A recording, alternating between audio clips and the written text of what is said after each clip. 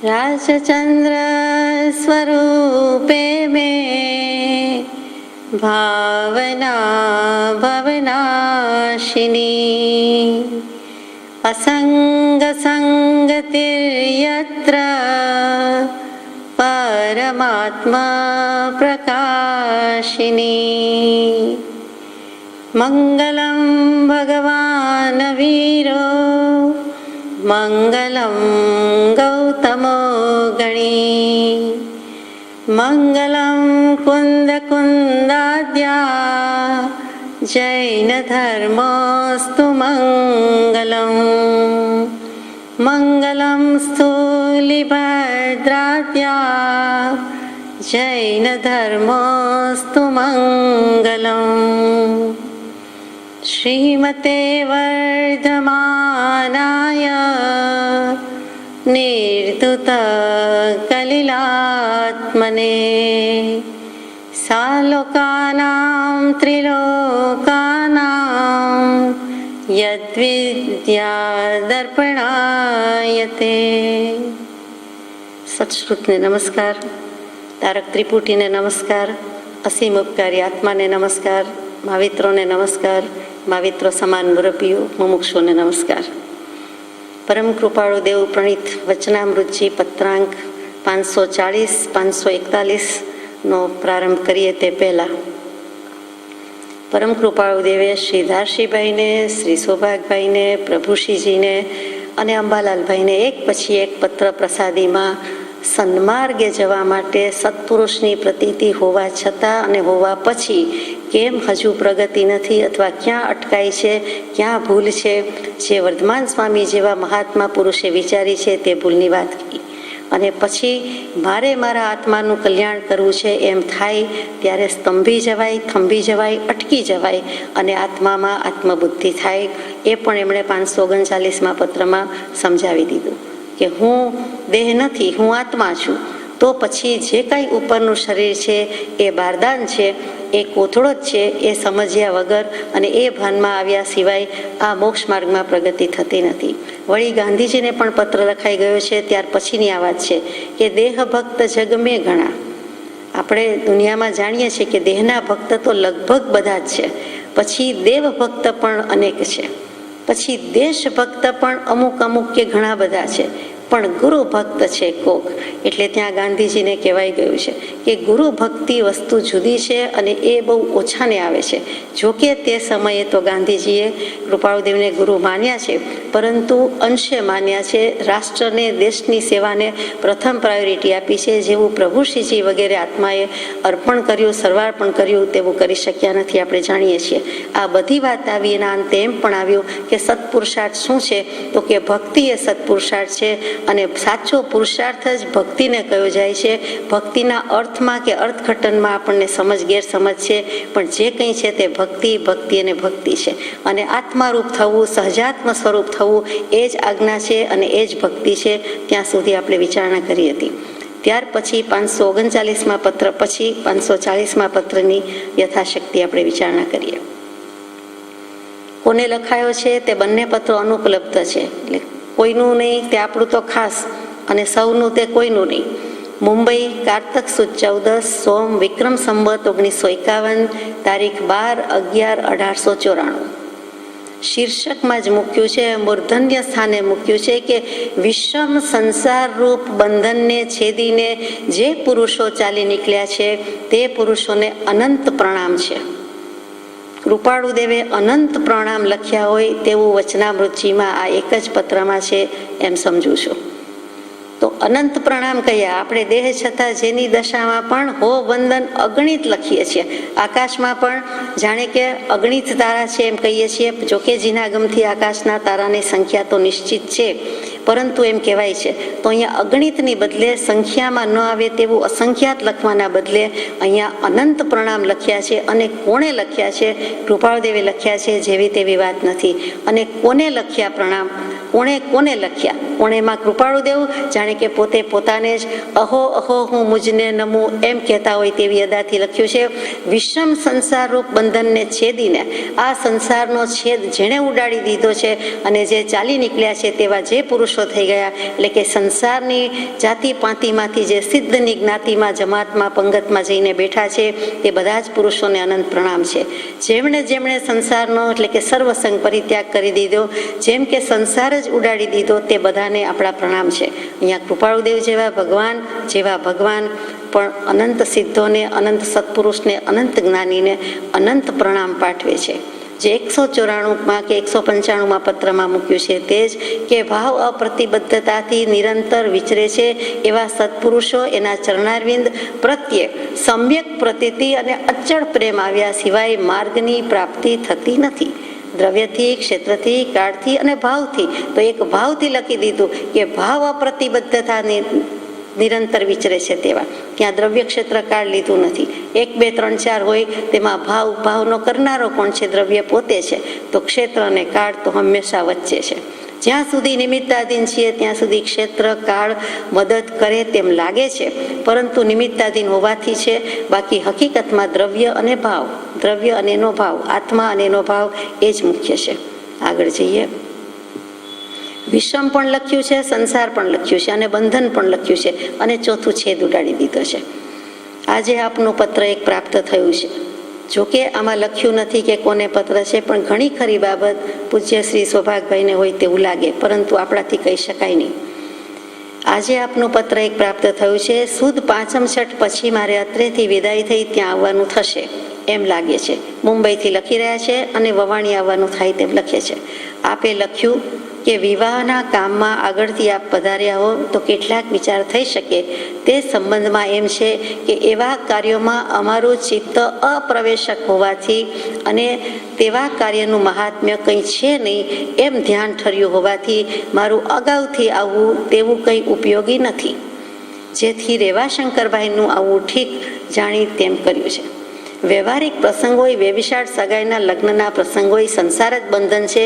એમાં વળી કોઈ જીવ બંધનમાં પડતો હોય, સંસારમાં પડતો હોય, ત્યાં જ્ઞાની પુરુષની અનુમોદના તો હોય નહીં, એમને ગમે નહીં. પણ અત્યંત નજીકનું હોય કે ઘર જેને માન્યું છે, ઘરના માન્યા છે, એટલે કે ભાઈ બહેનના સંબંધ માન્યા હોય અને એક પોતાના જ ઘરમાં જ્યાં પ્રસંગ હોય ત્યાં એમની હાજરીની અપેક્ષા હોય એ સ્વાભાવિક છે. એટલે આ આગળ વાત થાય છે કે રેવાશંકરભાઈ એટલે કાકા સસરા અથવા તો વેવાઈ ગણો કે જે તે એ આવી જશે અને એ ઠીક છે. વ્યવસાયમાં ભાગીદાર છે તો બેમાંથી કોઈક આવી જાય કે 2-4માંથી કોઈક આવી જાય તો એની હાજરી બધી રીતે ઠીક લાગશે. પોતે નહીં પણ પોતાના વેવાઈ હાજર રહે તેમ વાત કરી. રૂના વેપાર વિશે કોઈ વખત કરવારૂપ કારણ તમે પત્ર દ્વારા લખો છો. સૌભાગભાઈએ તે વર્ષે રૂનો વેપાર કર્યો છે. આમ પણ સૌરાષ્ટ્રમાં અને એમાં ઝાલાવાડમાં અને કપાસનું વાવેતર, પાક વગેરે થતું હોય ત્યાં આવા રૂના વેપાર સોદા વધારે પડતા. જીનિંગ પ્રેસની વાત તો જુદી જ છે, પણ આ નાના વેપારી, નાના ગામના નાના વેપારી કે મોટા વેપારી અને આ રીતે સોદા કરતા અને તેમાંથી આજીવિકાનું સાધન હતું. એ જમાનામાં એ સમયની વાત છે. અત્યારે પણ થોડા સમય પહેલાં પણ હતું, ઘણાને હોય છે એમ આ પણ હતું. તો એક સામાન્ય સાયલા જેવું ગામ, પછી ભલે તીર્થ કહેવું પડે હવે અત્યારે સૌભાગભાઈ થઈ ગયા એટલે, અને એના સામાન્ય વ્યાપારી એવા શ્રી સાયલા સ્થિત સૌભાગભાઈ. અને તેમને કચ્છમાં અંજારમાં કંઈક રૂ પડતર હતું અને મોરબી મોકલવાની વાત હતી વગેરે જે કંઈક રૂરી સંબંધી વાત હતી અગાઉના પત્રમાં એમણે લખ્યું છે તેની કંઈક અનુસંધાન લાગે છે. તો તે વિષયમાં એક વખત સિવાય ખુલાસો લખ્યો નથી, તેથી આજે એકઠો લખ્યો છે. ત્યારે જવાબ નહોતો આપ્યો પણ સામટો લખ્યો છે કે આડતનો વ્યવસાય ઉત્પન્ન થયો તેમાં કંઈક ઈચ્છાબળ અને કંઈક ઉદયબળ હતું. અમારે જે આડતિયા તરીકેનો વ્યવસાય કરવો પડ્યો છે તેમાં થોડીક ઈચ્છાબળ અથવા તો થોડુંક ઉદયબળ હતું, બંને મિક્સ હતું. પણ મોતીનો વ્યવસાય ઉત્પન્ન થવામાં તો મુખ્ય ઉદયબળ હતું. કૃપાળુદેવને કોઈ કહે કે તમે મોતીનો વ્યાપાર કર્યો અથવા મોતીના વ્યાપારમાં છો તો એમને ઠીક લાગતું નથી, પરંતુ એમાં ઉદયબળ છે એમ કહ્યું છે કે માત્ર વિચરે ઉદય પ્રયોગ અને વિચરવું ઉદયાધીન પણ વિતલોભજો. અમે ચાઈને ઈરાદાપૂર્વક, ઇન્ટેન્શનલી, ઈચ્છાથી, કોઈ ભાવથી, કોઈ પરિણામની અપેક્ષાથી એ મોતીનો વેપાર કર્યો નથી, પરંતુ જે કર્યો તે એટલે આડતનો વ્યવસાય, તેમાં અમારી કંઈક ઈચ્છા કે કંઈક ઉદય બંને હતું. કેટલી જ્ઞાની પુરુષ નરી નિખાલસતા, નિર્દોષતા, નિર્મળતાથી ચોખવટ કરે છે, સ્પષ્ટતા કરે છે. આવી કોઈ વાત લખવાની જરૂર આપણને લાગે નહીં, પરંતુ જ્ઞાની પુરુષે લખ્યું એટલે લાગે કે જરૂરી છે. ચોખવટ સારી, સ્પષ્ટતા સારી. બાકી વ્યવસાયનો હાલ ઉદય જણાતો નથી, અને વ્યવસાયની ઈચ્છા થવી તે તો અસંભવ જેવી છે. અમને વળી વધારે વ્યાપારની અથવા તો વધારે પ્રવર્તન કરવાની ઈચ્છા હોય એ તો અસંભવ જેવી છે, એની કોઈ શક્યતા નથી, અને વ્યવસાયનો પણ હાલ ઉદય જણાતો નથી. શ્રી રેવાશંકર પાસેથી આપે રૂપિયાની માગણી કરી હતી, તે કાગળ પણ મણી તથા કેશવલાલના વાંચવામાં આવે તેવી રીતે તેમના પત્રમાં બીડ્યો હતો. જોકે તે જાણે તેમાં બીજી કોઈ અડચણ નહીં, પણ લૌકિક ભાવનાનો જીવને અભ્યાસ વિશેષ બળવાન છે, તેથી તેનું શું પરિણામ આવ્યું અને અમે તે વિશે શું અભિપ્રાય આપ્યો તે જાણવાની તેમની આતુરતા વિશેષ થાય તો તે પણ યોગ્ય નહીં. પત્રમાં ચોખવટ લખી છે, વ્યવહારિક વાત છે. મણિભાઈ કેશવલાલભાઈ પણ એક લીંબડીના છે, કેશવલાલભાઈ નથુભાઈ, અને મણી એટલે સૌભાગભાઈની જ વાત હોય તો તેમના સુપુત્ર છે તે શ્રી મણીલાલભાઈ. તો કે એમણે વાંચ્યું હોય તો વાંધો નથી, એવી રીતે બીડ્યો હતો તો કાંઈ વાંધો નહીં, ભલે વાંચે, એમાં મને બીજો કોઈ વાંધો હોઈ શકે નહીં. નિષ્કપટ દાસાનું દાસ ભાવે જે યથાયોગ્ય લખે છે તેવા કૃપાળુદેવની વાત છે, પરંતુ વાંધો ક્યાં કે વિચારવાની વાત ક્યાં છે કે લૌકિક ભાવનો જીવને અભ્યાસ હોવાથી તેનું શું પરિણામ આવે એ ખબર નથી, અને એ સામાજીવના શું પરિણામ થશે એ તમને વિચાર છે, અને તેને શું અભિપ્રાય આવશે. પછી કૃપાળુદેવને આવો પત્ર લખ્યો તો કૃપાળુદેવે એનો જવાબ શું આપ્યો, અથવા એ બાબતમાં કાંઈ પ્રગતિ કરી, કાંઈ ક્રિયા કરી, પ્રવૃત્તિ કરી, એટલે કે જ્ઞાની પુરુષનું શું રિએક્શન હતું અથવા એમનો શું જવાબ હતો કે શું રિસ્પોન્સ હતો, એના સંબંધિત તર્ક વિતર્ક કરે, શંકા સંદેહ કરે, અને નકામી બીજી વાતો થાય તો એ કરવા યોગ્ય ન હતું. હાલ રૂપિયાની સગવડ કરવી પડે, તેટલા માટે તમારા વ્યવસાયના સંબંધમાં અમે વખતે ના કહી હશે એમ વગર કારણે તેમના ચિત્તમાં વિચાર આવે કે જુઓ, જોયું, રૂપિયાની સગવડ કરવી પડે, આપવા પડે, એટલે આ કરવું ઠીક નથી, આ કરવું યોગ્ય નથી, અથવા અમને જ્ઞાનીએ આમાં પડવા જેવું નથી વગેરે જવાબ આપે છે. એવો ક્ષુલ્લક લૌકિક તુચ્છ વિચાર પણ આવી જાય, અને અનુક્રમે વ્યાવહારિક બુદ્ધિ અમારા વિશે વિશેષ થાય, અમારા પ્રત્યે વિશેષ થાય, તે પણ યથાર્થ નહીં.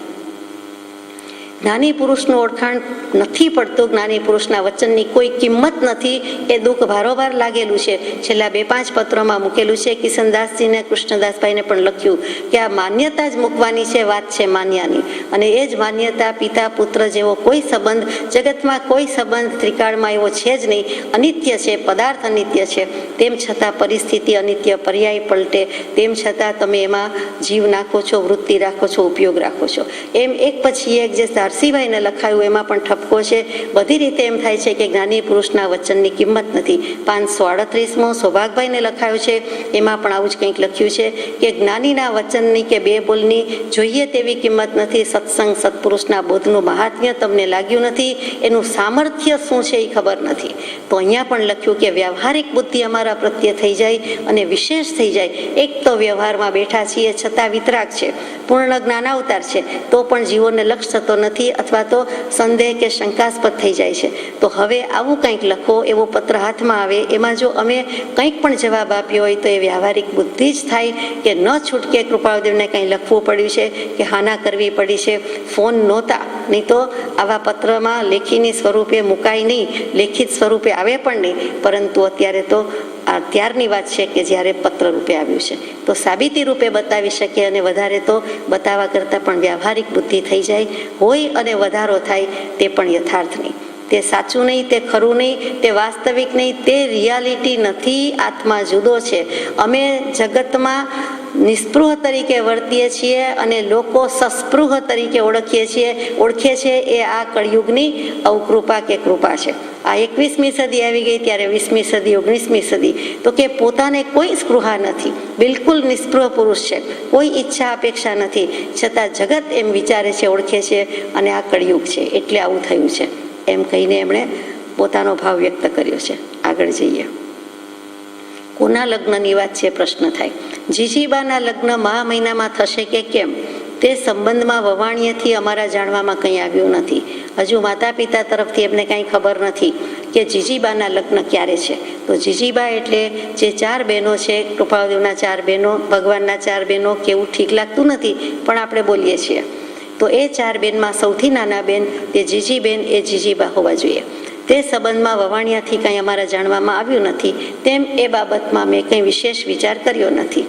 વવાણિયાથી ખબર મળશે તો તમને અત્રેથી રેવાશંકરભાઈ કે કેશવલાલ જણાવશે. જો ત્યાંથી કંઈ સમાચાર આવશે તો આવા સમાચાર રેવાશંકરભાઈ છે અને કેશવલાલભાઈ છે તમને લખશે. અથવા રેવાશંકરભાઈનો વિચાર મહા મહિનાનો હશે તો તેઓ વવાણીએ લખશે અને આપને પણ જણાવશે. તે પ્રસંગ પર આવવું કે ન આવવું એ વિચાર પર ચોક્કસ હાલ ચિત્ત આવી શકશે નહીં, કેમ કે તેને ઘણો વખત છે અને અત્યારથી તે માટે વિચાર સૂઝી આવે તેમ બનવું કઠણ છે. ભવિષ્યની એક ક્ષણનો પણ ઘણું કરીને વિચાર રહેતો નથી એવા પરમ કૃપાળુદેવ વર્તમાન વર્તે સદા સો જ્ઞાની જગમાઈ. અને આપણે રિઝર્વેશન બુકિંગ 2, 6, 6, 12 મહિના પહેલાં કરાવવા પડે અને વળી કરીએ, પ્લાન કરીએ, આયોજન કરીએ કે તે જેથી કરીને સારું થાય. અહીંયા તો આયોજન વિનાની વાત છે. જે બનવાનું છે તે બને છે, જે થવાનું છે તે થવાનું છે. કોઈ વ્યવસ્થિત કારણને લઈને બધું જ બનવાનું છે. છતાં કૃપાળુદેવ માટે એમ થાય છે કે તમે ક્યારે આવવાના છો. બધાનો ભાવ શું છે કે આવવાના પધારવાના હો તો અમે પણ આવીએ. લગ્ન તો નિમિત્ત કે બહાનું છે, અમને દર્શન થાય અને સત્સંગ થાય. તો અત્યારે એ વિચાર ઉપર હાલ ચિત્ત આવી શકશે નહીં, કેમ કે ઘણો વખત છે, ઘણી વાર છે અને અત્યારથી કંઈ થઈ શકે તેવું નથી. 3 વર્ષ થયા તે તરફ જવાયું નથી. પરમ કૃપાળુદેવ વવાણિયા 3 વર્ષ સુધી જઈ શક્યા નથી. તેથી શ્રી રવજીભાઈના ચિત્તમાં તથા માતુશ્રીના ચિત્તમાં ન જવાય તો વધારે ખેદ રહે. એ મુખ્ય કારણ તે તરફ આવવા વિશેમાં છે. માતુશ્રી અને પિતાશ્રીનું નામ લખ્યું છે શ્રી રવજીભાઈ, કેમ કે 2-4 દિવસ પહેલા હજુ પત્ર લખ્યો કે તે જ પિતા તે જ પુત્ર. એ સંબંધ કંઈ માનવા યોગ્ય જ નથી. અને અમે તો રવજીભાઈ એટલે કે પિતાશ્રી પ્રત્યેનું અને કંઈક કરજ છે, કર્મનું છે, દ્રવ્ય દેવું છે, ભાવ દેવું છે, બધું છે, તો એ અમે પૂરું કરીએ છીએ. બાકી કાંઈ કરવા જેવું નથી. તો માતુશ્રી પિતાશ્રીને બંનેને દુઃખ ન લાગે, ખેદ રહે એ સ્વાભાવિક છે. એટલા માટે એ કારણ તે તરફ આવવા વિશેમાં છે. તેમ અમારું આવવું ન થાય તો ભાઈ બહેનોને પણ ખેદ રહે એ બીજું કારણ પણ આવવા તરફના વિચારને બળવાન કરે છે. પોતાને કોઈ ઈચ્છા નથી, પણ આવા નિમિત્ત કારણો છે એટલે કદાચ તેમ વ્યવહારમાં પ્રવર્તન કરવું પડે અને ઘણું કરીને અવાશે એમ ચિત્તમાં લાગે છે. પણ અમારું ચિત્ત પોષ મહિનાના આરંભમાં અત્રેથી નીકળવાનું રહે અને વચ્ચે રોકાણ થાય તો કંઈક પ્રવૃત્તિથી લાગેલા પછડાટથી વિશ્રાંતિ વખતે થાય. આટલી બધી પ્રવૃત્તિનો ધમધમાટ છે. 2.5-3 વર્ષથી તો પૂરા ગયા નથી, ક્યાંય નીકળ્યા નથી. અને આજે હવે વિશ્રાંતિ જોઈએ છે, વિસામો જોઈએ છે, આરામ જોઈએ છે. એટલે જે અમને પ્રવૃત્તિથી પછડાટ લાગી છે, એટલે કે અમારા પરિણામ પડી ગયા નથી, પરંતુ કેટલાય વખતથી કરવું છે અને છતાં થઈ શક્યું નથી, તો હવે કદાચ અમને કંઈક બ્રેક મળશે એમ લાગે છે. કામકાજ એવા પ્રકારનું છે કે ધાર્યા કરતાં કંઈક વધારે દિવસ ગયા પછી અત્રેથી છૂટી શકાશે. હજુ તો થોડા દિવસની વાર છે, પછી કંઈક નીકળી શકાશે. કૃપાળુદેવે બ્લોક લેટર્સમાં છૂટી શકાશે લખ્યું છે. ઉપર લખ્યું છે સંસારને બંધન માનવું. અહીંયા પણ પોતાને બંધન લાગે છે. જેથી છૂટું થાય છે, અહીંથી જવું થાય છે, નાસું થાય છે, નાઠવાનું મન થાય છે, ભાગવાનું મન થાય છે, દૂર જવાનું મન થાય છે. આપે હાલ કોઈને વેપાર રોજગારની પ્રેરણા કરતા એટલો લક્ષ્ય રાખવાનો છે કે જે ઉપાધિ તમારે જાતે કરવી પડે છે તે ઉપાધિનો ઉદય તમે આણવા ઈચ્છો છો અને વળી તેથી નિવૃત્તિ ઈચ્છો છો. જો કે ચારે બાજુના આજીવિકા આદિ કારણથી તે કાર્યની પ્રેરણા કરવાનું તમારા ચિત્તમાં ઉદયથી સ્ફૂર્તું હશે તો પણ તે સંબંધી ગભરાટ ગમે તેટલો હોવા છતાં ધીરજથી વિચાર કરી કંઈ પણ વેપાર રોજગારની બીજાને પ્રેરણા કરવી કે છોકરાઓને વેપાર કરાવવા વિશે પણ ભલામણ લખવી. તમે માથે ઓઢીને જાતે બધા વ્યાપાર વ્યવસાય રોજગારમાં પડો છો, કરો છો કે હું હોઉં તો ઠીક, હું હોઉં તો સારું, છોકરાઓને હજી આવડે નહીં, ફાવે નહીં, હું બધાનું હલાવી દઉં, હું બધાનું સુધારી દઉં, નહીંતર બધી વાત બગડી જશે, એમ કરીને જે જવાબદારીને ગભરાટ લઈને ફરો છો એના કરતાં ધીરજથી વિચાર કરીને કાંઈક બીજાને પ્રેરણા કરવી અને છોકરાઓને પણ વેપાર કરાવવા વિશે ભલામણ લખવી. કેમ કે અશુભ ઉદય એમ ટાળવા જતાં બળ પામવા જેવો થઈ આવે છે. એક તો અશુભ ઉદય હોય કે લક્ષ્મીજીની કૃપાની બદલે અવકૃપા હોય અને એમાં પછી તમે કરવા જતા દુકાળમાં અધિક માસ જેવું થઈ જાય અને અશુભ ઉદયમાં નિમિત્ત રૂપ તમે થઈ જાઓ તો એવું કરવા જેવું નથી. કેટલી સુંદર રીતે કૃપાળુદેવે મૂકી દીધી છે વાત. કેટલાય પત્રોથી ધીરજ અવગાહવાની વાત છે. છેલ્લા પત્રોમાં પણ છે, 538માં છે. અને એ ધીરજ એટલે જેવી તેવી નથી, એ ધીર પુરુષોનો જ ગુણ છે.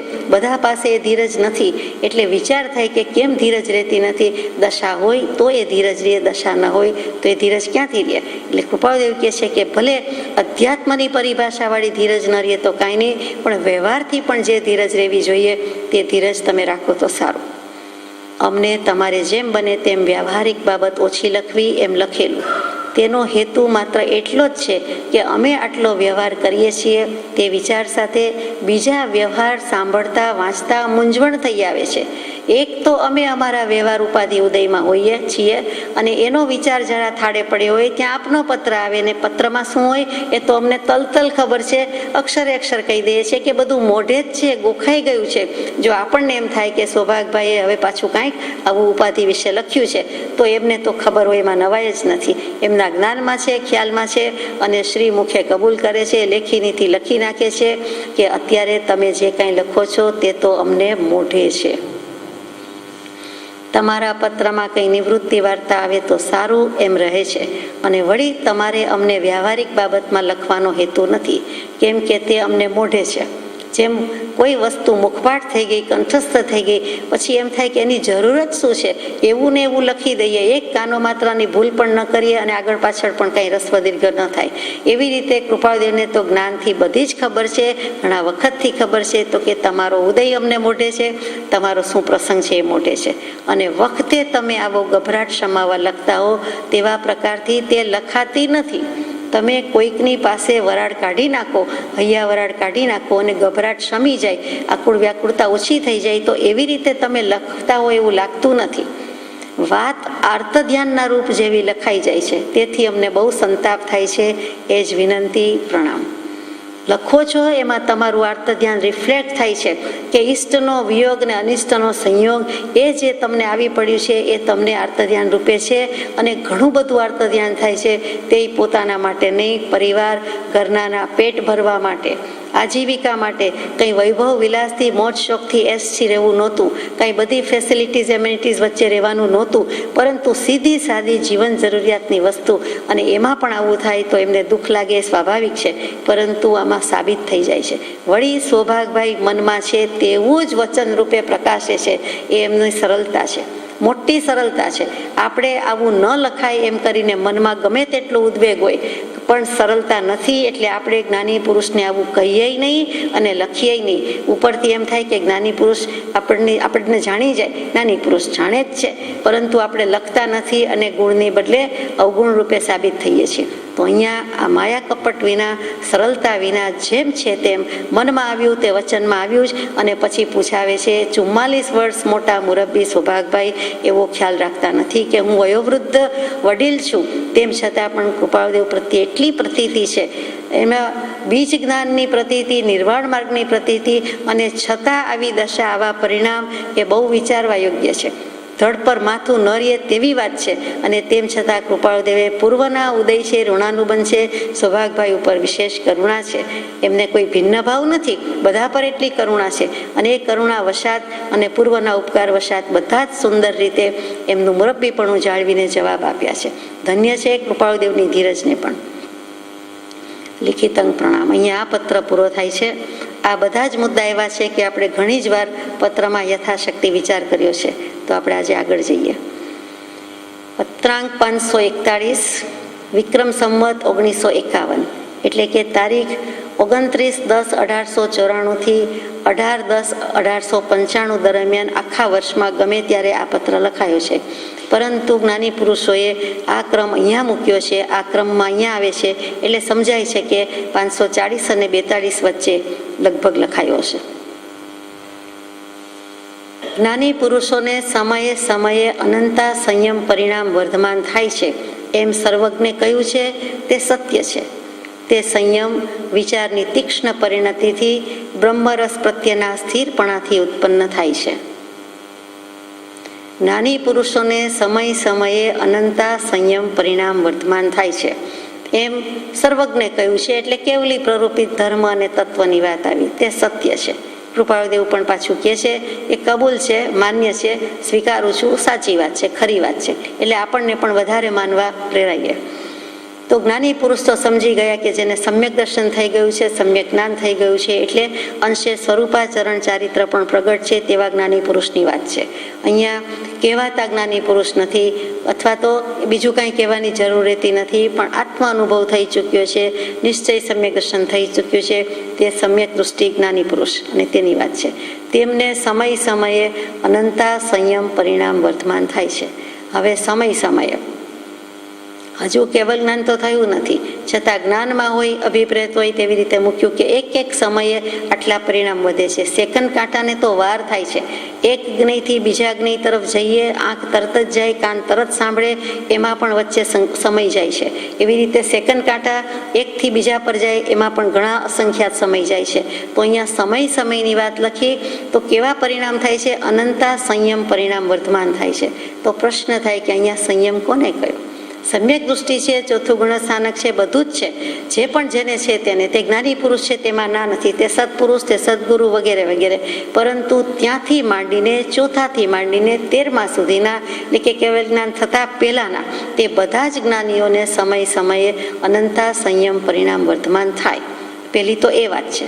અને પછી જેવી જેવી દશા, જેવી જેવી જ્ઞાનની તારતમ્યતા છે તે પ્રમાણે કશાયનો ક્ષય થતો ચાલે, ઉપશમ થતો ચાલે, અને એ પ્રમાણે દશા વધતી જાય. એ સામાન્ય વાત છે, સ્વીકારી શકાય તેવી વાત છે. પ્રશ્ન એ છે કે સંયમ શું? અહીંયા કયો સંયમ કીધો છે?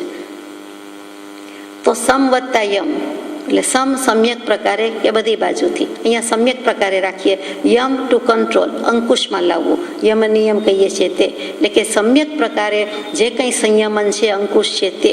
એટલે સંયમ એટલે અહીંયા સીધી સાદી ભાષામાં ત્યાગ કહીએ છીએ.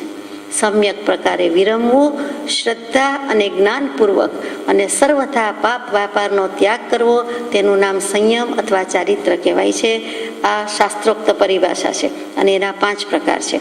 ફરીથી સમ્યક પ્રકારે વિરમી જવું, અટકી જવું. અને કેવી રીતે? તો કે જ્ઞાન અને શ્રદ્ધા, એમાં પેલી શ્રદ્ધા મૂકી છે. શ્રદ્ધા અને જ્ઞાનપૂર્વક એટલે સમ્યક દર્શન, સમ્યક જ્ઞાનપૂર્વક, અને સર્વથા પાપ વ્યાપારનો ત્યાગ કરવો, તેનું નામ સંયમ છે. એટલે કે પંચમહાવ્રતધારીની વાત લીધી એ પણ ખરું, અને જેટલો બની શકે તેટલો બધી જ રીતે પાપ વ્યાપારનો ત્યાગ કરવો.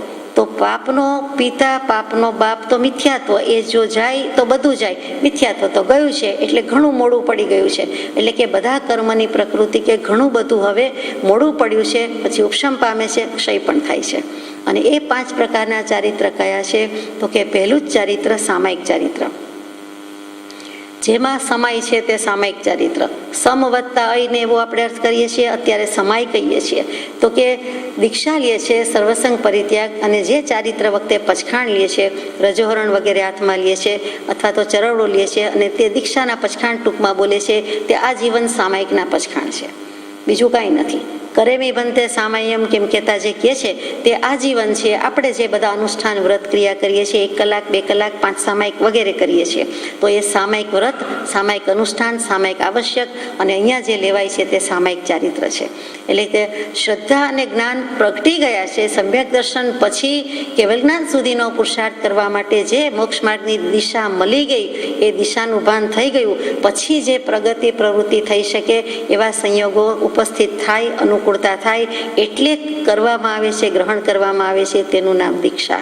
પહેલી દિશાનું ભાન, અને પછી દીક્ષા. એટલે કે વૈરાગ્ય, જ્ઞાન, આત્મજ્ઞાન, સમ્યક દર્શનની પ્રાપ્તિ પછી વધારે પુરુષાર્થ કેવલ જ્ઞાન માટેનો કરવા માટે, અથવા બીજી દશા ઉત્તરોત્તર વર્ધમાન થાય એટલા માટે જે પુરુષાર્થ કરવો, તેનું નામ દીક્ષા છે.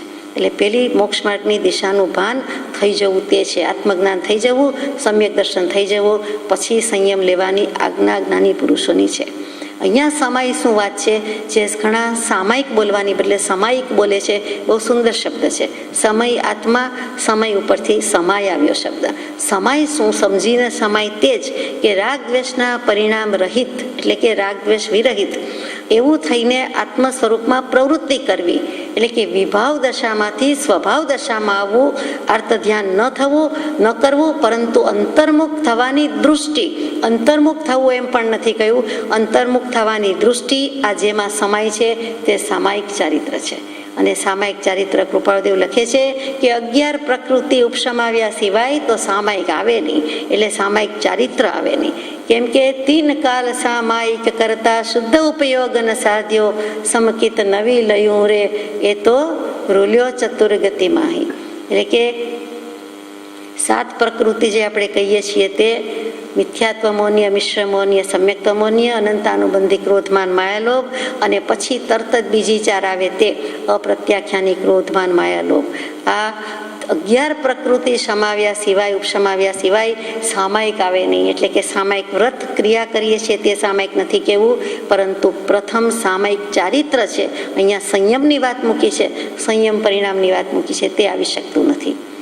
બહુ જ ટૂંકમાં લઈએ છીએ. પછી બીજું ચારિત્ર છેદોપસ્થાપનીય છે, ત્રીજું છે તે પરિહાર વિશુદ્ધ છે, ચોથું છે તે સૂક્ષ્મ સંપ્રાય છે, અને પાંચમું છે તે યથાખ્યાત ચારિત્ર છે. ચારિત્રના અહીંયા મુખ્ય 5 પ્રકાર કયા, બાકી 17 ભેદે સંયમ, 12 ભેદે સંયમ, 13 ભેદે સંયમ, અને કરણ 70, ચરણ 70, તે અપેક્ષાએ 70 પ્રકાર પણ કયા છે. પણ મુખ્ય આ 5માં બધું આવી જાય છે. તો સૂક્ષ્મ સંપ્રાય ચારિત્રમાં પણ સંશ્લેષ પરિણામ અને વિશુદ્ધ પરિણામ છે. તો સંશ્લેષ પરિણામમાં ઉપશમ શ્રેણીથી પડી જનારા છે, અને વિશુદ્ધ પરિણામમાં ઉપશમ અથવા તો ક્ષપક શ્રેણી ઉપર ચડી જનારા છે.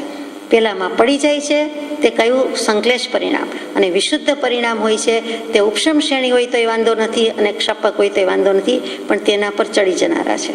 અને જે છેલ્લું કયું છે તે યથાખ્યાત ચારિત્ર, કે જેમાં યથા આ ખ્યાત શબ્દમાં જ બધો સાર આવી જાય, એનો અર્થ આવી જાય છે. યથા જેમ છે તેમ, as it is, really real કહીએ છીએ તે, અને પછી આ આત્મામાં, અને આ કહેતા મર્યાદાપૂર્વક, આત્માની મર્યાદામાં રહીને, અને ખ્યાત, ખ્યા એટલે કીર્તિત થવું, પ્રસિદ્ધ થવું. તો મર્યાદાપૂર્વક જે ખ્યાત છે, એટલે કે લોક સમૂહમાં ખ્યાત છે, કીર્તિત પ્રસિદ્ધ થયેલું છે તે, અને કર્મગ્રંથકારોની સૈદ્ધાંતિક ભાષામાં પણ કહીએ તો અકશાય ચારિત્ર છે, તેનું નામ યથાખ્યાત ચારિત્ર છે. સૈદ્ધાંતિક શાસ્ત્રમાં શું આવશે તો કે આત્માનું સ્વરૂપ જેમ છે તેમ જોયું છે, જાણ્યું છે, અનુભવ્યું છે. લક્ષણથી, ગુણથી અને દ્રવ્યથી પણ જેણે વેદન થયું છે, સ્પષ્ટ અનુભવ્યો છે. તલવાર જુદી ને મ્યાન જુદી, આત્મા જુદો ને દેહ જુદો, 2 ફટ જુદા દેખાય છે. અને એથી પણ આગળનો જે દ્રવ્ય અનુભવ કહીએ છીએ તે કે સંપૂર્ણ અસંગતા થયે, આત્માનો અટળ અનુભવ સ્વરૂપ આત્મા જ્યારથી થાય છે ત્યારથી મુક્ત દશા વર્તે છે, અને સહજ દ્રવ્ય અત્યંત પ્રકાશિત થયે અસંગતા કહી છે. તે જે કૃપાળુદેવનું ટંકોત્કીર્ણ વચન છે તે અનુભવ આવીને ઉભો રહે છે. તે કયું તો કે યથાખ્યાત ચારિત્ર. એટલે કે યથાખ્યાત ચારિત્ર એટલે આત્મા જેમ છે તેમ કેવલ જ્ઞાન થાય છે, ને જે થાય છે એવું આત્માનું સ્વરૂપ જેમ છે તેમ દેખાય છે, જણાય છે, અનુભવાય છે. અને બીજું તો શું કહેવાય એમાં તો કે અકશાય રૂપ ચારિત્ર છે, 12મું ગુણસ્થાનક, અને પછી 13મું કેવલ જ્ઞાન, એટલે સંપૂર્ણપણે કશાયનો ક્ષય છે. લોભોના કિટ્ટીકરણની જે 3 પ્રક્રિયા થાય છે એ પણ પૂરી થઈ ગઈ છે, અને હવે અંશ માત્ર પણ મલિનતા નથી. અને ત્યાર પછી જે પ્રગટે છે તે 13મું ગુણસ્થાનક કેવલ જ્ઞાન થાય છે તે. હવે અહીંયા પ્રશ્ન એમ થાય કે અનંતા સંયમ પરિણામ વર્ધમાન થાય છે. આ બધી વાત તો બરોબર છે, અનંતા કેવી રીતે અને સંયમ પરિણામ વર્ધમાન થાય છે તો કે બધાના સંયમ પરિણામ સમય સમયે વધતા જાય છે. એટલે કે ગુણાકાર કયો કે સરવાળો કયો કે જે કલ્પના કયો કે આ તો તથ્ય છે, કલ્પના કહેવાય જ નહીં, સમજવા માટે ધારણા કલ્પના કહીએ, એ કેટલું બધું છે તો કે સમય સમયે આટલું વધતું જાય છે. એમાં અનંતા લખ્યું છે કૃપાળુદેવે, જેમ તેમ ન હોય, જીવો અનંતા છે, પરંતુ કર્મગ્રંથમાં એમ જ કહેશે કે જીવના પરિણામ તો અનંતા હોઈ શકતા નથી. અહીંયા જીવ અનંતા તો પરિણામ અનંતા કેમ નહીં તો કે અધ્યવસાયનો એક નિયમ છે કે એની સંખ્યા તો અસંખ્ય જ હોવાની, અસંખ્ય લોકાકાશ પ્રદેશ પ્રમાણ જ એ સંખ્યા હોવાની, એટલે અસંખ્ય જ શબ્દ આવે છે. અહીંયા કૃપાળુદેવ અનંતા લખે છે એટલે વિચાર થાય કે કંઈક રહસ્ય કેવું છે તો શું હોઈ શકે તો કે અનંતા એટલે આપણે માની લીધું છે સંખ્યાતા અસંખ્યાતા, અનંતા એટલો જ અર્થ નથી. અનંતા એટલે અંત ન આવે એમ કેવું નથી, ઇન્ફિનિટ એ અર્થમાં કેવું નથી. અહીંયા અનંતાનો અર્થ બદલાય છે તેમ લાગે છે અપરિમિત. એ પરિણામ માપી શકાતા નથી, એ પરિમિત નથી, અપરિમિત છે, અસીમ છે, અમર્યાદિત છે. અને બીજું અનંતા એટલે જે બ્રહ્મ પરિબ્રહ્મ કહીએ છીએ, આત્મા પરમાત્મા કહીએ છીએ, તો કે અહીંયા પરબ્રહ્મ કેવું છે એટલે કે શુદ્ધાત્મા કેવું છે, એની શુદ્ધિ એવી થઈ જાય છે કે તે માપી શકાતી નથી, તે આવી શકતું નથી. એટલે કે અનંતા કહીએ છીએ ત્યારે અપરિમિત પરિણામ કોના? સંયમના પરિણામ. કરનારો કોણ છે? આત્મા છે. અને એ વર્તમાન થતા જાય છે. અથવા તો પરબ્રહ્મ એટલે કે જેટલી શુદ્ધિ થઈ ગઈ એટલો શુદ્ધાત્મા થયો. સમ્યક દર્શન તો છે જ, એટલે કેટલીક શુદ્ધિ તો છે જ. જેટલી શુદ્ધિ છે તેટલી આત્માની સિદ્ધિ છે. પરંતુ કેવલ જ્ઞાન સુધી જવાનું છે તો જેટલી અશુદ્ધિ, કચાશ, અપરિપૂર્ણતા જે કંઈ છે તે બધી નીકળતી જાય છે. તો અહીંયા અનંતા કહેતા અપરિમિત છે અને પરબ્રહ્મ છે. એના સંયમ પરિણામ એટલે કે આત્માના પરિણામ બ્રહ્મ કહેતા સંયમ પરિણામ વર્તમાન થાય છે. આવું કંઈક સમજાય છે. કારણ કે પેલો સિદ્ધાંત તો સિદ્ધાંત જ છે કે એ લોકાકાશ અસંખ્યાત જે કહીએ છીએ તેટલા જ પ્રદેશ પ્રમાણ એની સંખ્યા છે. એટલે કે ભાવ તો એટલા જ થઈ શકે છે. અહીંયા અધ્યવસાય શબ્દ છે, આપણે પણ અધ્યવસાય રાખીએ. ભગવતીજી સૂત્રની સાક્ષીએ જીવને પહેલાં શું થાય છે તો આપણે સમજવા માટે લઈએ કે મને વિચાર આવ્યો, મને ભાવ આવ્યો, મને મન થયું, મને ઈચ્છા થઈ, અથવા હું એમ માનતો હતો, મને એમ સમજાયું. એમ આપણે જુદા જુદા શબ્દ બોલીએ છીએ. હકીકતમાં પેલું શું થાય છે? કોઈ પણ જીવને મનુષ્ય નહીં, અધ્યવસાય ઉપજે છે. એ શાસ્ત્રીય પારિભાષિક શબ્દ છે. એટલે ત્યાં આપણે ભાવ થયો, વિચાર થયો, મન થયું, એ બધા માટે વપરાતો શબ્દ અધ્યવસાય. પેલો અધ્યવસાય, પછી આત્માના પરિણામ, પછી એવા ભાવ પ્રમાણે તરત જ લેશ્યા, અને પછી તો કે મન વચન કાયાના યોગથી પ્રવર્તન થાય. તે આ એક નિયમ છે, આ એક ક્રમ છે. એટલે પેલું અધ્યવસાય, બીજું પરિણામ, ત્રીજું લેશ્યા, ચોથું યોગ. તો ભલે જીવની સંખ્યા અનંતી હોય તેમ છતાં તેમના આ જે પરિણામ છે તે અનંતા નથી, પણ અધ્યવસાયની સંખ્યા અસંખ્ય લોકાકાશ પ્રદેશ પ્રમાણ જ છે. પણ પરિણામ છે જે, એટલે કે અધ્યવસાય પછી તરત જ પ્રગટતું પરિણામ, તે પણ અસંખ્યમાંથી અનંતું નથી, અસંખ્યાતમાંથી અસંખ્યાત જ હોઈ શકે છે. પરંતુ અહીંયા અનંતા લખ્યું છે એટલે આપણે આ રીતે અર્થ વિચારીએ છીએ કે એની કોઈ સીમા મર્યાદા નથી. અમુક ગુણસ્થાનમાં અમુક જ્ઞાની પુરુષ છે ત્યારે કેટલીક વખત સુધી, કેટલાક સમય સુધી એમના અધ્યવસાય સરખા છે. એટલે કે તે ગુણસ્થાનમાં આખી દુનિયામાં જેટલા એ સમયે એ ગુણસ્થાનકમાં હોય બધાના ભાવ, પરિણામ, અધ્યવસાય એક સરખા, અને પછી સમયે વધતા જતા હોય છે. અને કેટલાક ગુણસ્થાનકમાં કેટલાક જ્ઞાનીઓને અથવા તો બધા જ્ઞાનીને એવું છે કે એના પછી અધ્યવસાયનો ફેર પડે છે, એમાં જુદા જુદા છે, એ સમયે એક સરખા નથી. આપણે તો જે હોય તે ઇન જનરલ લખ્યું છે કે જ્ઞાની પુરુષો, એટલે જે કોઈ જ્ઞાની પુરુષ છે તેને સમયે જેમ અનંત ગુણ વિશિષ્ટ આત્મભાવ વર્તતો હોય એવી દશા લખી છે કૃપાળુદેવે, તેવું અહીંયા સમજાય છે કે અનંતા સંયમ પરિણામ વર્ધમાન થયા કરે છે. 309 નંબરનો પત્ર હતો. ઉત્તમ વિજયજી મહારાજે સંયમ શ્રેણી સ્તવન લખ્યું છે અને એમાંની ગાથા આપણે લીધી હતી કે અનુક્રમે સંયમ સ્પર્શતો જી પામ્યો ક્ષાયિક ભાવ રે, સંયમ શ્રેણી ફૂલડેજી પૂજું પદ નિષ્પાપ રે. અને ત્યાં શું વિચાર કર્યો હતો? આ જ ભાવ હતો કે આત્માની અભેદ ચિંતના રૂપ સંયમના એક પછી એક ક્રમને અનુભવીને ક્ષાયિક ભાવ, જડ પરિણતિનો ત્યાગને પામેલો એવો જે સિદ્ધાર્થનો પુત્ર એટલે કે મહાવીર સ્વામી, તેના નિર્મળ ચરણ કમળને સંયમ શ્રેણીરૂપ ફૂલથી હું પૂજું છું. હું પૂજું ચરણ તુમારા. એ કૃપાળુદેવ બીજા મહાવીરને, પહેલા મહાવીરને બીજા મહાવીર, જાણે કે ધ્યાન ધૂપમ મનઃ પુષ્પમ પંચેન્દ્રિય હુતાશનમ ક્ષમાજાપ સંતોષ પૂજા પૂજ્ય દેવો નિરંજનમ. એ સિદ્ધ ભગવંતની સ્તુતિ છે, એ આવીને ઊભી રહી કે હું આ મનરૂપી પુષ્પ અર્પણ કરું છું, નિર્વિકલ્પ દશાનો અનુભવ કરું છું. અને એ પત્રમાં કૃપાળદેવે લિખિતંગ 309 નંબરનો પત્ર લિખિતંગ યથાર્થ બોધ સ્વરૂપના યથાર્થ લખ્યું છે. એટલે તે વખતે આપણે સંયમ શ્રેણીના સ્તવરની વાત કરી હતી, એ જ સંયમની વાત અહીંયા આગળ જાય છે કે એમાં અનંત ગુણ વિશિષ્ટ આત્મભાવ વધે છે અને અનંતા સંયમ પરિણામ વધતા જાય છે. સાદી ભાષામાં કૃપાળુદેવે આત્મસિદ્ધિ શાસ્ત્રમાં મૂકી જ દીધું છે.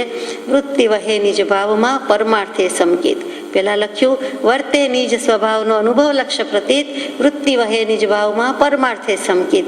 પછીની ગાથા તરત લીધી વર્ધમાન સમકિત થઈ ટાળે મિથ્યાભાસ, ઉદય થાય ચારિત્રનો વિતરાગ પદવાસ. જ્યાં એ સ્ટેજ પૂરું થયું, અનંતા સંયમ પરિણામ વૃદ્ધિગત થતા કેવળ નિજ સ્વભાવનું અખંડ વર્તે જ્ઞાન કહીએ. કેવળ જ્ઞાન તે દેહ છતાં નિર્વાણ, તે કેવળ જ્ઞાન, તે નવ લબ્ધિનું પ્રાગટ્ય, તે જ યથાખ્યાત ચારિત્ર, અને તે જ સ્વભાવ પરિણામી જ્ઞાન, એક જ્ઞાન, શુદ્ધ જ્ઞાન, પરિપૂર્ણ જ્ઞાન, તે કેવળ જ્ઞાન. અને એથી વિશેષ કેવું હોય તો પરમાર્થ સંયમની વ્યાખ્યા કૃપાળુદેવ મૂકીએ કે સર્વ ભાવથી વિરામ પામવા રૂપ સંયમ તે પરમાર્થ સંયમ છે. અને તે સંયમ સુધી પહોંચીએ એટલે બીજું કાંઈ નથી, નથિંગ બટ નોલેજ, એક કેવલ જ્ઞાન. એકમાત્ર આત્મા એનું કેવન કર્યા કરે છે, સેવન કર્યા કરે છે, તેનું નામ કેવલ જ્ઞાન છે અને તે સત્ય છે.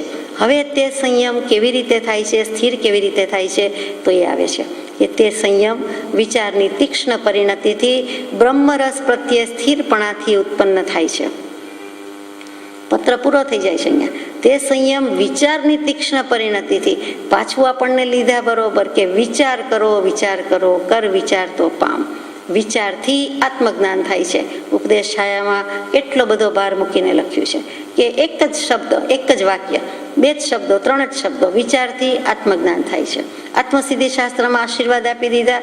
આપણને તો આશીર્વાદ જોઈએ જ છે. એમાં આજ તો બેસતું વર્ષ, નૂતન વર્ષની વંદના સ્વીકારીને કૃપાળુદેવ આપણને કહે છે કર વિચાર તો પામ. કેવા વિચાર કરવાના એ પણ શીખવાડી દીધું. શુદ્ધ છો, બુદ્ધ છો, ચૈતન્ય ઘન છો, સ્વયં જ્યોતિ છો, સુખધામ છે. અને બીજું કહીએ કેટલું, હવે એમાંથી વધારે વિશેષણ શું આપીએ? એ જ આત્મસિદ્ધિ શાસ્ત્રમાં કહ્યું દર્શન શટે સમાય છે આ ષટ સ્થાનકમાં, વિચારતા વિસ્તારથી સંશય રહે ન કાંઈ. છ દર્શન છ પદમાં આવી ગયા. આત્મા છે, નિત્ય છે, કર્તા છે, ભોગતા છે, મોક્ષ છે, મોક્ષનો ઉપાય છે. તો છ દર્શન તો ભણવા જવાના નથી, પણ એનો સારાંશ એક આત્મસિદ્ધિજીમાં, અને આત્મસિદ્ધિજીમાં પણ એક સ્વભાવ, એક શાંતપણું સંભાળવાથી કે સેવ્યાથી આત્માને આત્મા પ્રાપ્ત થાય છે. એ પણ આશીર્વાદ આપી દીધા છે. બીજું ટંકોત્કીર્ણ વચન એવું આપી દીધું છે.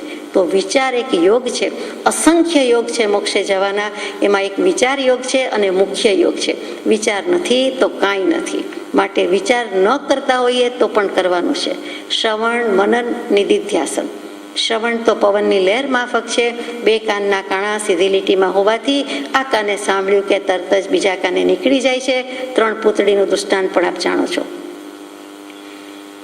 એટલે વધારે કેવું નથી કે એક કાનમાં હોલ છે અને સળી નાખવામાં આવે છે, સોનાની સળી નાખે છે. એક રાજાને બીજા રાજા ઉપર ચડાઈ કરવી છે અને ચડાઈ કરતા પહેલા કહે છે એનું બળ કસોટી પરીક્ષા તો કરીએ. એટલે એક પૂતળી મોકલે છે અને કહે છે કે આની કિંમત શું છે. એટલે તરત જ ત્યાંનો મંત્રી બહુ સુગ્ન છે, પ્રધાન, વડાપ્રધાન જે હોય તે રાજા કરતા સુગ્ન છે અને સમજે છે કે આની કિંમત તો બજારમાં કરવાની હોય, માર્કેટમાં હોય, પણ આ પૂતળીની કિંમત અહીં કરાવવા મોકલી છે, એટલે આમાં જરૂર કોઈક ભેદ છે, રહસ્ય છે. અને પછી કાનમાં સળી નાખી એ પહેલા પૂતળીને જોયું, પૂતળીને જોઈ તો સમજાઈ ગયું કે આને જેવું અહીંયા હોલ છે એની સામે જ બીજું હોલ છે, સીધી લીટીમાં છે, 180 અંશના કોણે છે. જેવી સળી નાખી તેવી સળી તરત જ નીકળી જાય છે. એટલે એ પૂતળીની કિંમત એમણે એમ જણાવ્યું કે કાણી કોડીની એ નથી, ફૂટી બદામની એ નથી, સડેલી બદામ જેટલી પણ કિંમત નથી. એમ કરીને ના પાડી દીધી. આવી મજાની પૂતળી બનાવી અને એનું કાંઈ કિંમત નથી કહી દીધું. પછી બીજી એક પૂતળી હતી. એ પૂતળીના કાનમાં સળી નાખ્યા પછી અંદર તો જાય છે પણ પેટ સુધી પહોંચે છે, બરોબર છે? નહીં, મુખથી બહાર નીકળી જાય છે. બીજી પૂતળીની સળી છે એ મુખમાંથી બહાર નીકળી જાય છે. કાનથી કાનમાં નહીં પણ કાનથી મોઢેથી નીકળી ગઈ. તો કે ચાલો ક્યાંક સાંભળ્યું, ક્યાંક વાંચ્યું, ક્યાંક વિચાર્યું, કંઈક જાણ્યું એટલે તરત જ બીજાને કહી દેવાની ટેવ. તો કે ઠીક છે. એટલે એમાં કંઈક ભલીવાર નથી, પણ ખોટું નહીં, કાંઈક તો સમજે છે કે સાંભળે છે, પછી બીજાને કઈ બતાવે કે કહી દે છે. તો એની કિંમત તો કે જેટલું પૂતળીનું વજન એટલું બારોબાર સોનું. એટલે કાંઈક તો કિંમત છે, બોધની કિંમત છે, જ્ઞાનીના પુરુષની વચનની કિંમત છે. એમ કરીને એને એટલી કિંમત કહી. ત્રીજી પૂતળી હતી, એમાં કાનમાં સળી નાખતા એ ક્યાંયથી નીકળી નહીં, એ સમજીને સમાઈ ગઈ. એટલે કે સળી સમાઈ ગઈ તેમ બોધ પણ સમજીને સમાવી દે છે. એટલે કે એના શરીરમાં જ રહી, પેટમાં જ રહી, જે કયો તે ક્યાંયથી બહાર નીકળી નહીં. આ હોલ હતા તો પણ ક્યાંયથી બહાર નીકળી નહીં. એવી ત્રીજી પૂતળી. તો કે એવી રીતે જે જીવો બોધ આચરણ કરે છે, બોધ પામે છે, સાંભળે છે, શ્રવણ, ગ્રહણપૂર્વકનું શ્રવણ, પછી મનન અને પછી નિધિધ્યાસન. તો નિધિધ્યાસન ઉપર ભાર મૂકવા માટે કૃપાળુદેવે આ વિચાર શબ્દ મૂક્યો હોય તેમ દેખાય છે. એટલે વેદાંત દર્શનમાં નિધિધ્યાસન શબ્દ વધુ આવે, 551માં પત્રમાં પણ આવશે. તો અહીંયા જે મૂક્યું એ વિચારની વાત છે. 575મો પત્ર તો એમ જ આવ્યું કે નિજ સ્વરૂપના નિધિધ્યાસનમાં સ્થિર રહેવું. કેવી રીતે? તો કે જ્યાં સુધી નિજ સ્વરૂપનો સંપૂર્ણ પ્રકાશ ન થાય ત્યાં સુધી નિજ સ્વરૂપના નિધિધ્યાસનમાં સ્થિર રહેવા માટે જ્ઞાની પુરુષના વચનો આધારભૂત છે. છેક કેવલ જ્ઞાન થાય ત્યાં સુધી જ્ઞાની પુરુષના વચનો અગર તો શ્રુતનું અવલંબન જીવને છે અને છે જ. એટલે વિચાર નથી તો કાંઈ નથી, વિચાર તો હોવો જ જોઈએ. તો શુક્લ ધ્યાન જે શ્રેણી માંડે છે 7મા ગુણસ્થાનકના અંતે, આ આપણે જ્ઞાની પુરુષોની વાત કરીએ છીએ, તો એને સમય સમય અનંતા પરિણામ વર્ધમાન થાય છે.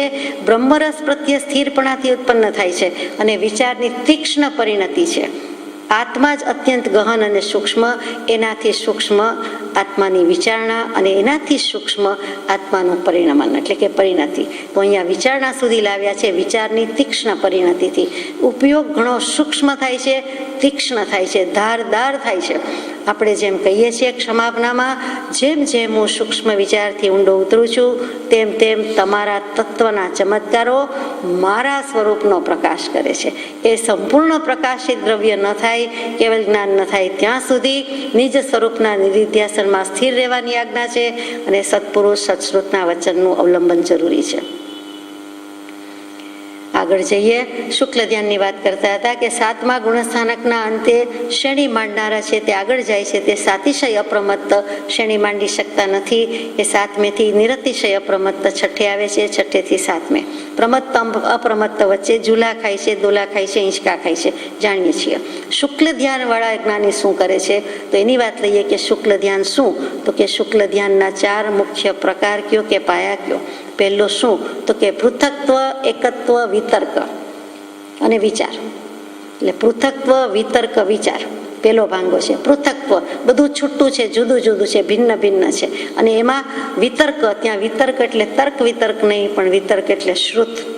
જે શુક્લ ધ્યાની હોય તે પણ એક શબ્દના અવલંબનથી આગળ જાય છે તે વિતર્ક કેવું છે, તેને શ્રુત કહેવાય છે. મોક્ષશાસ્ત્રમાં એટલે કે તત્વાટ સૂત્રમાં એક સૂત્ર છે, વિતર્કો શ્રુત. એટલે કે વિતર્ક એટલે અહીંયા શ્રુત. અને એમાં શુક્લ ધ્યાનમાં આગળ જાય છે. એ પહેલું ધ્યાન છે. શુક્લ ધ્યાનનો પહેલો પાયો મૂક્યો છે. એમાં કરે છે શું? તો કે એક એક દ્રવ્યમાં ભિન્ન ભિન્ન જે અનેક પર્યાય રહેલી છે, ભાવ રહેલા છે, ત્યાં પર્યાય અને ભાવ એક જ કયા છે તેનો વિચાર કરવો. વાંધો ત્યાં આવે છે વિચાર કરવામાં. તો કે એક જ દ્રવ્ય છે એમાં અનંત ધર્માત્મક વસ્તુ હોવાથી અનેક વસ્તુ રહેલી છે અને એ દરેક પર્યાયનો ભાવનો વિચાર કરવો, પણ વિચાર કર, એ વાત આવીને ઊભી રહી. એ શુક્લ ધ્યાનનો પહેલો પ્રકાર. બીજો પ્રકાર શું છે? તો કે એકત્વ, વિતર્ક, અવિચાર. પેલું પૃથક્ત્વ, વિતર્ક, વિચાર. હવે એકત્વ, વિતર્ક, અવિચાર. તો આપણને એમ થાય કે એમાં વિચાર નહીં કરવાનો, તો એ ધ્યાનથી, એ ધ્યાનના આ ભાંગા પ્રકારથી તો કેવલ જ્ઞાનની ઉત્પત્તિ થાય છે. જ્યારે આ ભાંગામાં જીવ આવે છે ત્યારે કેવલ જ્ઞાનની ઉત્પત્તિ થાય છે. 4માં આનું મહત્વ છે. આ બીજાનું એકત્વ, વિતર્ક, અવિચાર. એમાં શું કરે છે? તો કે અનેક દ્રવ્યોમાં જે એક ભાવ રહ્યો છે, અગુરુ, લઘુ આદિ ધર્મ, અને એનો વિચાર કરે છે. એટલે ઘણી જ તીક્ષ્ણતા પકડે છે, ઉપયોગ ઘણો જ સૂક્ષ્મ થાય છે. આ વિચારની તીક્ષ્ણ પરિણતિની વાત કરીએ છીએ. એટલે કે અનેક ધર્મો છે, અનેક દ્રવ્યો છે, એમાંથી એક ધર્મ, કોઈ એક ગુણ, કોઈ એક લક્ષણ, કોઈ એક ધર્મની વાત કરે છે. અને અગુરુ, લઘુ કીધું એટલે ખલાસ, એટલે કે અર્થ પર્યાયને સીધું આત્મા ઉપર મૂકી દે તેવી વાત. આત્મા પર તો છે જ, પણ શુક્લ ધ્યાનથી માપી લેવી છે. 3 લોકને માપી લેવા છે, 3 લોકને મુઠ્ઠીમાં લેવા છે, યાને કે કેવલ જ્ઞાન કરવું છે. અને તે આવું કરે છે. આ શ્રેણી માંડે છે. નિસરણી ઉપર એક એક પગથિયું ચડતા જાય છે તેની વાત છે. અને ત્રીજું શુક્લ ધ્યાન છે સૂક્ષ્મ ક્રિયા પ્રતિપાતી અથવા અપ્રતિપાતી, વચ્ચે અવગ્રહ છે. તો એ ક્યારે છે? તો કે સહયોગી ગુણસ્થાનકે જ્યારે આવે છે, કેવલ જ્ઞાન થાય છે, 13મે ગુણસ્થાનકે આવે છે ત્યારે સૂક્ષ્મ ક્રિયા છે તેનો પણ વિચાર કરે છે કે હવે મારે આ યોગ રૂંધવાનું આવશે, આ સૂક્ષ્મ ક્રિયા પણ મારે કરવા જેવી છે કે કેમ. તો અચલ અવસ્થા કરવાની છે, શૈલેષીકરણની પ્રક્રિયામાંથી પસાર થવાનું છે. જેટલા આશ્રવના અંશ એટલા સંવરના અંશ, જ્ઞાનધારા, કર્મધારા બંને જ્યાં સંપૂર્ણપણે ગણાય કે દેખાય, ત્યાં જે પ્રગતિ થાય છે, ત્યાં જે પરિણામ આવે છે તે આ શૈલેષીકરણ. કેવલ જ્ઞાન તો થઈ ગયું અને પછી એટલે કેવલ જ્ઞાન થતા વખતની વાત કરીએ છીએ. બીજામાં ઉત્પત્તિ શરૂ થઈ, એની આદિ થઈ, અને પછી ત્રીજામાં ગયા અને સહયોગી ગુણસ્થાનકે પહોંચી જાય છે. એટલે કે અચલ અવસ્થાની શૈલેષીકરણની વાત આવી. અને છેલ્લું આવ્યું છે તે સૂક્ષ્મ ક્રિયા નિવૃત્તિ, એટલે કે વ્યુપરત ક્રિયા અનિવૃત્તિ. એટલે વ્યુપરત ક્રિયા, હવે શ્વાસોચ્છ્વાસ પણ ન ચાલવા જોઈએ. મન વચન કાયાના યોગ, તમારી પાસેથી ઘણું કામ લીધું, આ છેલ્લા ભવનો છેલ્લો દેહ એની પાસેથી પણ લીધું, હવે તમને રૂંધી દઉં છું, એટલે કે હવે હું અટકું છું, શ્વાસ થોભાવી દઉં છું, એમ કરીને જે કરે છે એટલે કે સંયોગમાંથી અયોગ થાય છે. એટલે શૈલેષીકરણ અને સિદ્ધ દશા એ જ પહોંચતા પહેલાનો સમય, જે 5 રસ્વ સ્વર છે તે વખતના શું ભાવ કે પરિણામ, તો કે અનંતા સંયમ પરિણામ ત્યાં પણ વર્ધમાન થતા જાય છે. માત્ર એક યોગ જ છે અને એને પણ રૂંધી દેવાના છે. આ ક્યારે થાય છે, તો કે બ્રહ્મરસ પ્રત્યે સ્થિરપણાથી ઉત્પન્ન થાય છે. બ્રહ્મરસ એટલે બીજું કાંઈ નથી, આત્માનો રસ, આત્માનો અનુભવ અને ઉપયોગ, અને આમ જોવા જાવ તો સુધારસ. એને સાધન ગણતા હોય તો ત્યાં બ્રહ્મરસ શબ્દ મૂક્યો છે, કૃપાળુદેવે મૂક્યો છે, એટલે આપણે ત્યાં સુધારસ મુખરસ કહેવામાં વાંધો નથી એમ સમજાય છે. પણ હકીકતે તો એ આત્માના અનુભવનો સ્વાદ છે તે જ છે, બીજા કોઈ રસની વાત નથી, આત્માના જ રસની વાત છે. અને તેના પ્રત્યે સ્થિર થાય છે ત્યારે આ દશા આવે છે. અહીંયા વિચાર કરીએ છીએ તો વિચારનું આટલું મહાત્મ્ય છે, તો વિચાર કરે છે શું, તો કે વિચાર એ જ વિવેક છે, વિચાર એ જ નિશ્ચય છે, અને વિચાર એ જ ચિંતન છે. આ બધા પર્યાય શબ્દો છે. વિવેકમાં વિવેક, વિચારમાં વિવેક સમાયેલો છે, ચોક્કસ સમાયેલો છે. પેલો જડચેતનનો વિવેક, અને એ નહીં તો સાચું ખોટું, સારું માઠું, શુભ અશુભ, એ બધું હિત અહિત, ભક્ષ્યા ભક્ષ્ય, પેય અપેય, એ વિવેક કોણ કરે છે? આત્મા કરે છે. અને એ વિવેક નથી કરતો તો વહેંચણી થાય છે કે કેવી રીતે? એટલે પછી છેવટ જડચેતનના 2 ભાગ પડે છે, કે જડ તે જડ, ચેતન તે ચેતન. જડ કદી ચેતન ન થાય, ચેતન કદી જડ ન થાય, પરંતુ પહેલું તો આ વેચવાનું છે, એટલે કે વિવેક કરે છે. ને પછી દેહાત્માનો વિવેક થાય. અને નિશ્ચય, વિચાર એટલે આત્મા પણ છે. કૃપાળુદેવ એક જગ્યાએ લખે છે કે વિચાર એ આત્મા છે. એ પણ સુંદર સમજવા જેવું છે. પોતે જ, કારણ કે વિચાર આત્મા જ કરવાનો છે ને બીજો કોણ? તો વિચાર કરનારો આત્મા છે એમ ભેદ પાડવાની બદલે વિચાર એ આત્મા છે. કોઈક વખત બુદ્ધિ એ આત્મા છે, કોઈક વખત ઉપયોગ એ આત્મા છે. ઉપયોગ તો બરોબર છે કે આત્મા ઉપયોગ સ્વરૂપ છે, એટલે કેવું પડે, કેવું જ જોઈએ. પરંતુ વિચારને આત્મા કહી દેનારા કૃપાળુદેવ, તો વિવેક, નિશ્ચય અને પછી ચિંતન, એ પણ આ વિચારમાં જ આવે. અને આપણે ખાટલે મોટી ખોટ ગણો તો એ જ છે કે વિચાર આવતા નથી, વિચાર કરતા નથી, વિચાર કરવા ગમતા નથી. પછી એમ કહી દે કે આ તો જ્ઞાની પુરુષની વાત છે. પણ જ્ઞાની પહેલા તો આગળ હતો જ, અજ્ઞાની જ હતા, એમાંથી જ જ્ઞાની થયા છે.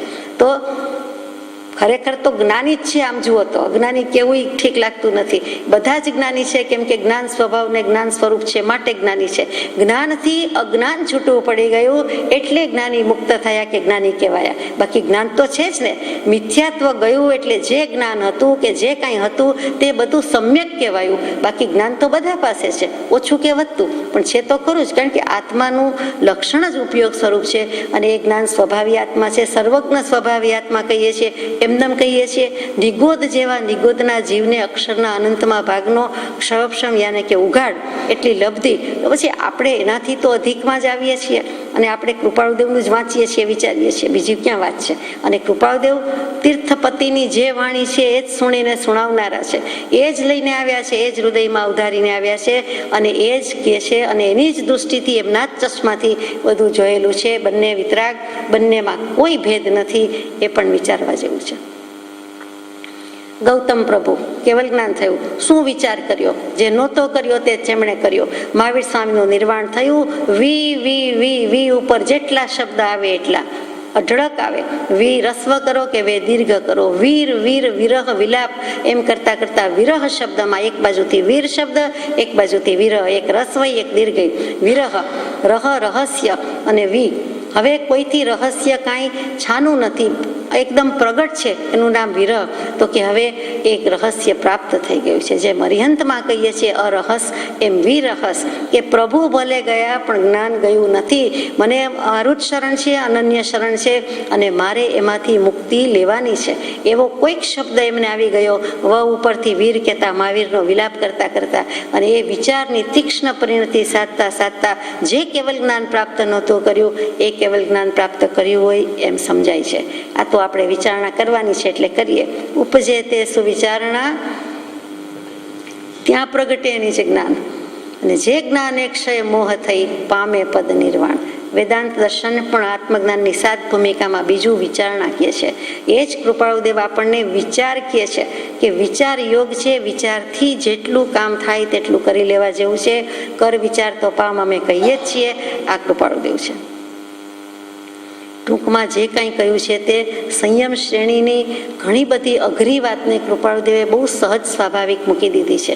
સંયમ શ્રેણીનું સ્તવન વાંચીએ કે શાસ્ત્ર વાંચીએ તો જલ્દી સમજમાં આવતું નથી કે અસંખ્યાત વિશુદ્ધિ સ્થાનક અને અનંત અસંખ્યાત ભાગહીન અને અસંખ્યાત ભાગ અધિકને અનંત ગુણ ભાગહીન અને અધિકને જે ષટગુણ સ્થાન પતિત હાનિ વૃદ્ધિની વાત છે, જે અગુરુ લઘુની વાત છે, એ કૃપાળુદેવે બહુ જ ધીમેકથી આટલા 2-4 શબ્દોમાં મૂકી દીધી છે.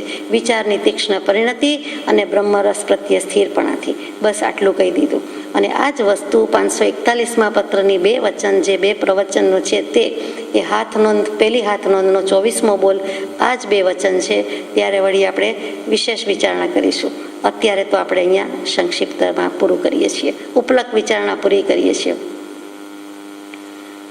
અંતમાં વિકલ્પ સૌજ્ઞેય તણા વિસારે બને રહે હું અનુભૂતિ સારે આત્મા રહે જ્ઞેય રૂપે જ એક અનન્ય રૂપે પરિણામ છેક તેવી દશામાં સ્ફુરી ઉઠતી કો અપૂર્વ આનંદ જરા સમીજો ઉર્મિયો રે વિસ્મૃત થાય અન્ય સ્વરૂપનું ભાન અકથ્ય ધન્ય શ્રી રાજચંદ્ર પ્રભુપાદ વંદો મોક્ષના જે પરમાર્થ બંધો આયુગમાં જે પ્રગટાવનારા યથાર્થ શુદ્ધાત્મ વિચારધારા સજાત્મ સ્વરૂપ પરમ ગુરુ.